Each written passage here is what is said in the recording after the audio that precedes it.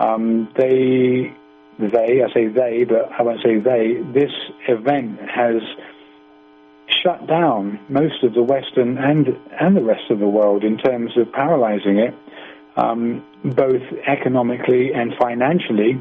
And I don't, I guess it's one thing to see or to wonder how we're going to come out of this economically, and another to speculate that people are shorting the stocks or selling. We've had a couple of examples here of some senators who've sold several $1 million worth of stocks prior to this happening because of the briefing that was given back in late January.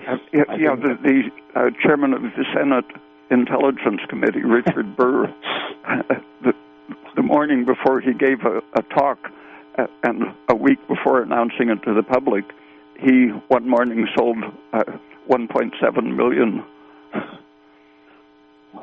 Okay, let's briefly mention this doctor's name because he's certainly in the news, and he's been in the news before in 2010 when he basically said the same kind of thing about a previous, I won't call it a pandemic because it never did turn out to be a pandemic, but Dr. Wolfgang Wodarg, so Wolfgang, W-O-L-F-G-A-N-G,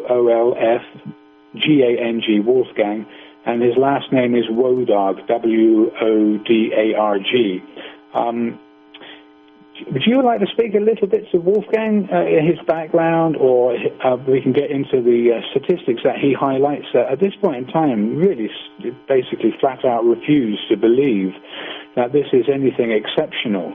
And obviously there are links to potential for producing vaccines and all the money that's involved in giving those contracts out. And not only that, but the people that would readily take it up given the scaremongering that's gone on with this.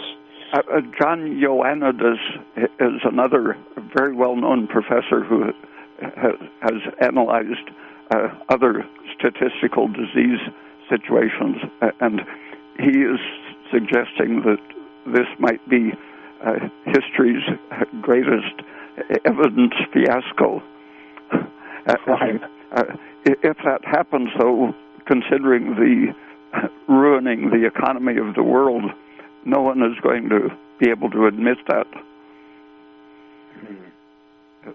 So there's going to be a great campaign of trying to convince the world that something really is happening, despite Ioannidis and Wodarg's points that they can't see the evidence because they weren't doing the testing in previous years in a way that can be compared.